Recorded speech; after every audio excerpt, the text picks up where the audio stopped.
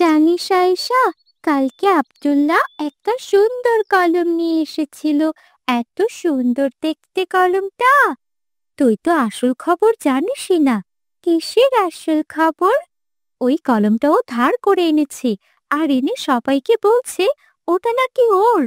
তুই কিভাবে জানিস? আমি অনেক কিছুই জানি। আব্দুল্লাহর মতো এত গরিব একটা ছেলে এত সুন্দর কলম আনতে পারে নাকি? আমি তো ভেবেছিলাম ওটা ওর কলম। তুই জানিস ওর মা প্রতিদিন মানুষের বাড়িতে কাজ করতে যায়। তাই নাকি? আমি তো এসব জানতাম না। ওর মা তো আমাদের বাসায় কাজ করতে এসেছিল। তোকে তো এসব বলাই হয়নি। কিন্তু ওকে দেখে তো মনে হয় না ওর মা মানুষের বাসায় কাজ করে। মনে হবে কি করে? গরিব মানুষের ফুটানি বেশি, জানিস না? তাই ওকে দেখে মনেই হয় না ও গরিব। কিন্তু যাই বলিস না কেন, ও কিন্তু ভালো ছেলে। কখনো কারোর সঙ্গে খারাপ ব্যবহার করেনি। ওসব ভালো না ছাই। আচ্ছা ঠিক আছে, বাদ দে, এসব নিয়ে আমাদের কথা বলতে হবে না। তোর গায়ের জামাটা তো অনেক সুন্দর, কোথা থেকে কিনেছিস? এটা আমার ছোট ফুপুর জামা, আমাকে দিয়েছেন। কাউকে বলিস না কিন্তু। আরে না না, কাউকে বলবো না। চল এখন তাড়াতাড়ি, স্কুলে দেরি হয়ে যাচ্ছে তো। হ্যাঁ চল চল। গভীর রাতে প্রভুর প্রেমে জাগো তাসবিহাতে। ঘুম যদি না আসে গভীর রাতে প্রভুর প্রেমে জাগো তাসবিহাতে। নতুন স্যারটা খুব বকাঝকা করে, নিজেকে যে কি ভাবেন উনি। উনি আমাদের পড়াশোনা করান, প্রয়োজনে বকতেই পারেন। তাই বলে সব সময় বকবে? পড়াশোনা করান তো কি হয়েছে, ভালো করে তো পড়াতেও পারেন না। হ্যাঁ, তুমি না বুঝলে তার কাছে আবার বুঝে নেবে। উনি বুঝিয়ে দিলে তো বুঝবো, উনি তো ভালো করে বোঝাতেই পারেন না। তুমি কি কখনো বুঝিয়ে চেয়েছো? তুমি চুপ করো, তোমাকে এত কথা বলতে হবে না। আমি জানি ওই স্যার কেমন, তাই বুঝে নিতে চাই না। কেমন উনি? উনি পড়াশোনাই পারেন না, তাই ক্লাসে সবাইকে বকাঝকা করে চুপ করিয়ে রাখেন। বড়দের নামে এভাবে বলতে হয় না। উনি পড়াশোনা করে এখানে এসেছেন। তোমার সাথে এত কথা বলে লাভ নেই। এই ফাতেমা, এদিকে শোনো। কি হয়েছে জানিস? আজকে আমেনা আপাদের বাড়িতে কি হয়েছে? না তো, কি হয়েছে? ওকে পাত্র দেখতে এসেছিল, কালো বলে আর ওকে বিয়ে করলো না। সে কি? এটা আবার কখন ঘটলো? সব খবর রাখি আমি। ওরা ওদের টাকা পয়সার খুব অহংকার করত। একদম ঠিক হয়েছে। তোমরা এসব কি বলছো? মানুষকে নিয়ে কেন গীবত করছো? আমি কি করব না করব তাতে তোমার কি? গীবত করো না। মানুষের গীবত করা ভালো নয়। এই তুমি যাও তো এখান থেকে। চল ফাতেমা, আমরা অন্যদিকে যাই। হ্যাঁ হ্যাঁ চল। করে মিতালি মানুষ হয়ে তোমরা কেন, মানুষ হয়ে তোমরা কেন গভীর ঘুমে। এই কানিজ, এদিকে শোন। কি রে, কি হয়েছে? ডাকছিস কেন? কোথায় গেছিলি তুই? আমি একটু ফাতেমাদের বাসায় গেছিলাম। ওদের বাসায় কেন গেছিলি? সেদিন আয়েশা যে সুন্দর জামাটা পরে গেছিল, ওটা আমার অনেক ভালো লেগেছে। আমি আজকে একটু দাওয়াতে যাব তো, তাই ভাবলাম জামাটা একটু নিয়ে আসি। ও তোকে জামা দিতে পেরেছে? না, ও বলল ওই জামাটা নাকি কে নিয়ে গেছে। হ্যাঁ, সব ওর মিথ্যে কথা। ওই জামাটা তো ওরই না, ও তোকে দেবে কিভাবে? তাহলে ওটা কার জামা পরে এসেছিল? ওটা হলো ওর ছোট ফুপুর পুরনো জামা। ওই জামা ওকে পরতে দিয়েছিল, হয়তো আবার নিয়ে নিয়েছে। আর তোকে বললো অন্য কাউকে দিয়ে দিয়েছে। আমাকে বললেই হতো ওটা ওর জামা না, শুধু শুধু মিথ্যে কথা বললো। ফাতেমা এমন মিথ্যেবাদী, তা তো জানতাম না। ও আরো অনেক বেশি মিথ্যা কথা বলে। তুই তো কিছু জানিসই না, আমি সব জানি। হ্যাঁ রে, তুই না বললে আমি জানতামই না ও এমন। চলি রে, আমার দেরি হয়ে যাচ্ছে। আরে যাবি কি? আয় আমার বাসায় আয়। না না, তোর বাসায় আর যাব না, আমাকে আবার জামা খুঁজতে হবে। না, তোকে জামা খুঁজতে হবে না। আমার অনেক সুন্দর সুন্দর জামা আছে, সেগুলোর মধ্যে একটা পরে নিস। আমার সব জামা অনেক দামি, বুঝলি? কেউ আমাকে দেয়নি। তুই আমাকে জামা দিবি? হ্যাঁ, দেব না কেন? ঘরে আয়। তুই অনেক ভালো রে। পাখিদের কলতানে মিষ্টি সুরে, পাখিদের কি রে কানিজ, কালকে দাওয়াতে গিয়েছিলি? যাব না তো কি, তোর জামা দিসনি বলে কি আমি যেতে পারবো না? এভাবে বলছিস কেন? জামাটা আমার কাছে থাকলে তোকে দিতাম। চুপ কর, ওটা তো তোর জামা ছিল না, ওটা তোর ছোট ফুপুর জামা ছিল। তুই নিজের বলে চালিয়ে দিয়েছিস। মানে কি বলছিস এসব? আমি সব জানি, ওটা তোর ছোট ফুপুর জামা। তোকে এসব কে বলেছে? আমাকে আয়েশা সব বলেছে। কি? আয়েশা এসব বলেছে? কিন্তু আয়েশা তো আমাকে বলেছিল কাউকে বলবে না। সত্য আর কতদিনই বা চাপা থাকে? তুই সত্যি বলছিস তো? আয়েশাই বলেছে? হ্যাঁ, আয়েশাই বলেছে। বিশ্বাস না হলে আমার সাথে চল, আয়েশার কাছে তোকে নিয়ে যাই। ঠিক আছে, চল। যদি না আসে গভীর রাতে, প্রভুর প্রেমে আয়েশা, তোর নামে এসব কি শুনছি? কি শুনছিস? তুই নাকি বলেছিস ওই জামাটা আমার ছোট ফুপুর, আমার নয়। দেখো না, আয়েশা ওর স্বীকারই করছে না যে এটা ওর জামা ছিল না। মিথ্যে বলার পরও কি গর্ব করছে। তুই চুপ কর কানিজ, আমি আয়েশাকে জিজ্ঞেস করেছি। ওটা তো তোর জামা নয়, তুই তো বলেছিস ওটা তোর ছোট ফুপুর জামা। তুই তো আমাকে বলেছিলি কাউকে বলবি না, তাহলে কেন বলেছিস? কথার প্রসঙ্গে এসে গিয়েছে তাই বলে ফেলেছি। এটা নিয়ে এত রাগারাগির কি আছে? এই ফাতেমা, একে তো তুই আমাকে জামা দিসনি, তার উপর আয়েশার সঙ্গে এমন করছিস কেন? আয়েশা আমাকে ওর দামি জামাটা না দিলে আমি তো দাওয়াতে যেতেই পারতাম না। কি? আয়েশার আবার দামি জামা? হ্যাঁ, নীল রঙের একটা দামি জামা তো আমাকে দিল, বলল ওটা নাকি বড় একটা সুপার মার্কেট থেকে কিনেছে। আয়েশার কোনো সুপার মার্কেট থেকে কোনো জামা কেনা নয়, সব ওর বাবা ফুটপাত থেকে এনে দেয়। মানে ফুটপাতের জামা দিয়েছিল আমাকে? হ্যাঁ, আর ওর বাবা শহরে দিনমজুরের কাজ করে। এই ফাতেমা, তুই চুপ কর, কি বলছিস এসব? যা সত্য তাই বলছি।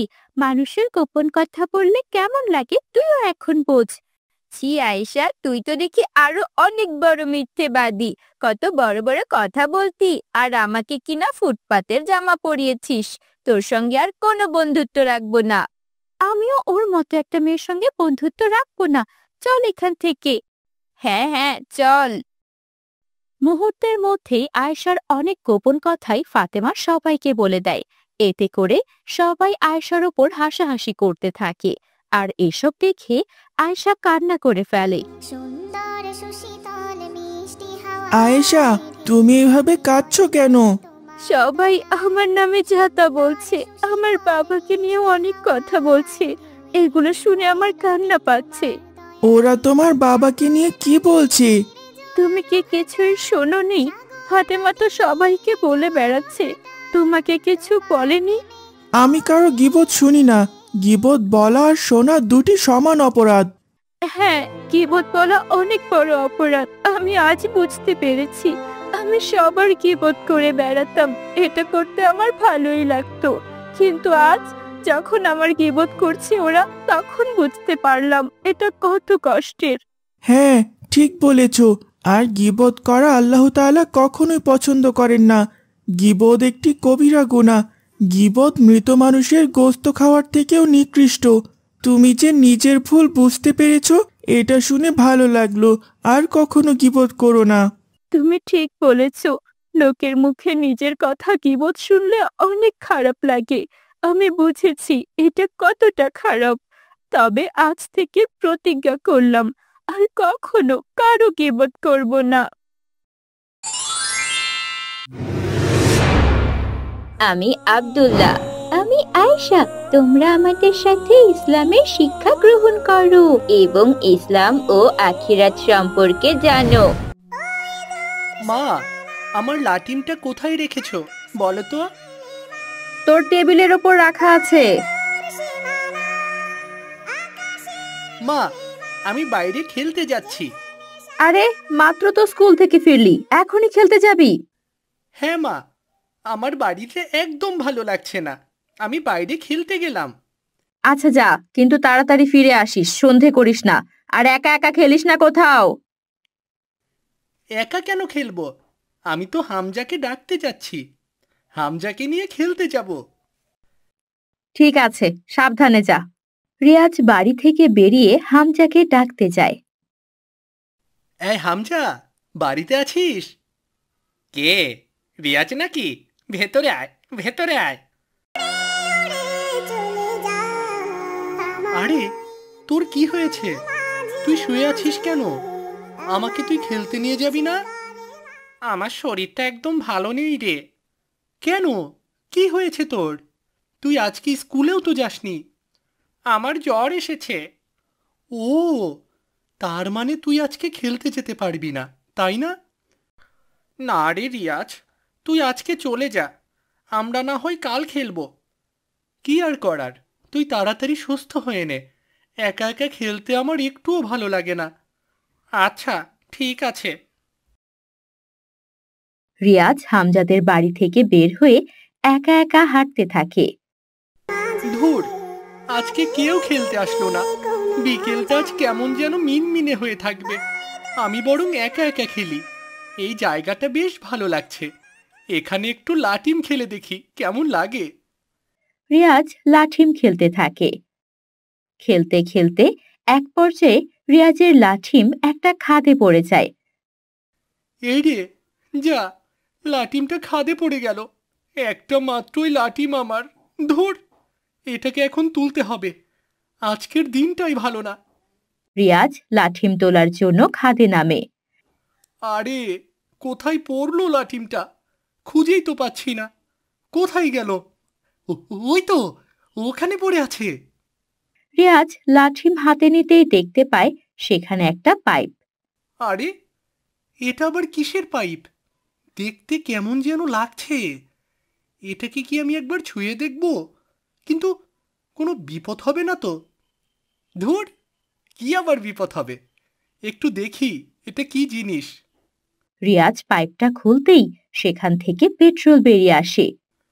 আরে রে রে, এগুলো কি বের হচ্ছে? এই জিনিসগুলো আবার কি? একটা কাজ করি, এখান থেকে এই কৌটোটায় এগুলো নিয়ে বাড়িতে নিয়ে যাই। বাড়িতে নিয়ে গিয়ে গবেষণা করে দেখব এগুলো আসলে কি জিনিস। রিয়াজ পাশে থাকা একটা কৌটোয় কিছু পেট্রোল নিয়ে নেয় এবং বাড়ির দিকে হাঁটা শুরু করে। এই জিনিসগুলো বাড়িতে নিয়ে গেলে মা নিশ্চয় আমাকে বকবে। কেমন কালো কালো গন্ধওয়ালা, বাসার ভেতরে ঢুকতেই দেবে না মা। কিন্তু এগুলো কি, তা তো খুব জানার ইচ্ছে করছে। আচ্ছা, হাকিম কাকাকে জিজ্ঞেস করলে খুব ভালো হবে। বাজারের দিকে যেতে হবে আমাকে। বাজারে গিয়ে হাকিম কাকাকে বলবো এগুলো কি, নিশ্চয়ই উনি জানবেন। রিয়াজ তেলের কৌটো নিয়ে বাজারের দিকে যায়। হাকিম কাকার দোকানে গিয়ে হাকিম কাকাকে বলে, আসসালামু আলাইকুম হাকিম কাকা। ওয়ালাইকুম আসসালাম। কি খবর রিয়াজ? আলহামদুলিল্লাহ। তুই কিছু নিতে এসেছিস? কিছু লাগবে তোর? না কাকা, আমি আপনাকে একটা জিনিস দেখাতে এসেছি। দেখুন তো, এগুলো কি, বলতে পারেন কি না? দাও তো দেখি।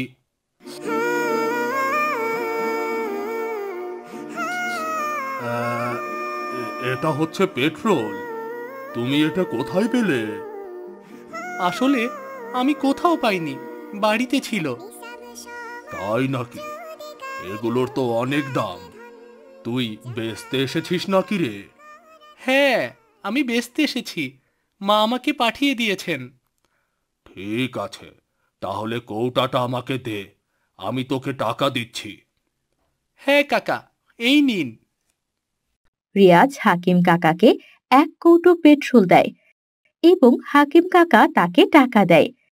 রিয়াজ টাকা পেয়ে অনেক খুশি হয় এবং সে খুশি মনে বাড়ির দিকে যায়। রিয়াজ, এসেছিস?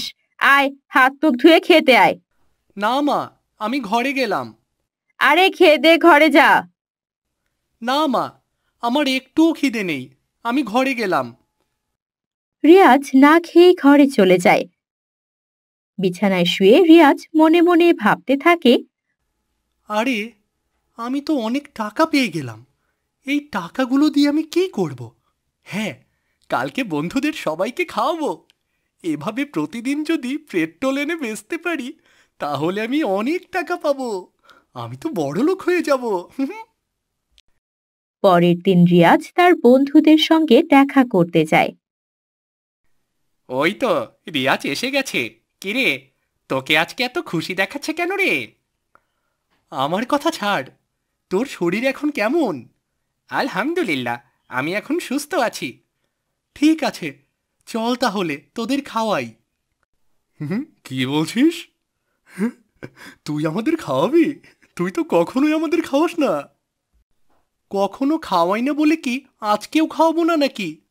কিন্তু কি উপলক্ষে খাওয়াচ্ছিস আমাদের বলতো? হামজা সুস্থ হয়েছে, এই উপলক্ষেই খাওয়াবো। বেশি কথা না বলে চল এখন। কিন্তু তুই এত টাকা কোথায় পাবি? আমি আলাদিনের চেরাগ পেয়েছি, বুঝলি? সেখান থেকে অনেক টাকা আসে। এখন বেশি কথা না বলে চল আমার সঙ্গে। তোরা কি কিছু খেতে চাস না নাকি? আরে চাই চাই, আমরা কেন খাবো না? চল চল, হ্যাঁ তাড়াতাড়ি চল। এভাবে রিয়াজ প্রতিদিন কুয়া থেকে পেট্রোল নেয় এবং হাকিম কাকার কাছে বিক্রি করে। সেই টাকা দিয়ে বন্ধুদের সঙ্গে ফুর্তি করতে থাকে। কিন্তু একদিন হলো এক বিপদ। মা, তুমি আমাকে কেন ফুটবল কিনে দেবে না? সবার কাছেই ফুটবল আছে, কিন্তু আমার কাছে কোনো ফুটবল নেই। এত ফুটবল ফুটবল করতে হবে না, আগে পড়াশোনায় মন দে। আমাকে ফুটবল কিনে দিতেই হবে, আমি কিছুই শুনবো না। আর একটা কথা বললে তোর বাবাকে গিয়ে বলে দেব। আমাকে শুধু কটা টাকা দাও, আমি নিজেই কিনে নিয়ে আসবো। ফুটবলের দাম অনেক, বুঝলি? এত টাকা আমার কাছে নেই। তাহলে বাবার কাছ থেকে এনে দাও। তোর বাবার কাছেও কোনো টাকা নেই এখন। আর একবার যদি ফুটবলের কথা বলেছিস তাহলে এখনই মার শুরু করে দেব। ধুর, আর কিচ্ছু ভালো লাগছে না, আমি বাইরে গেলাম। রিয়াজ রাগ করে বাইরে বেরিয়ে আসে এবং সে চিন্তা করে তার বন্ধুদের কাছে যাবে। কিরে রিয়াজ, তোর এত মন খারাপ লাগছে কেন? কি হয়েছে? আমাকে বাড়ি থেকে ফুটবল কেনার টাকা দেয়নি, এজন্য মন খারাপ করেছিস? হ্যাঁ করেছি। আচ্ছা শোন, তোরা কি আমাকে কিছু টাকা দিতে পারবি? আমরা কোথায় টাকা পাবো? আমাদের কি এত টাকা আছে নাকি? আমাকে কোনোভাবে টাকা এনে দে, আমি পরে শোধ দিয়ে দেব। তুই কোথায় টাকা পাবি এত? আরে বলছিলাম না, আমার কাছে আলাদিনের চেরাগ আছে। তোরা হাসছিস কেন এভাবে? তুই আমাদের বোকা পেয়েছিস নাকি? তুই আমাদের টাকা মেরে দেওয়ার ধান্দা করছিস, তাই না?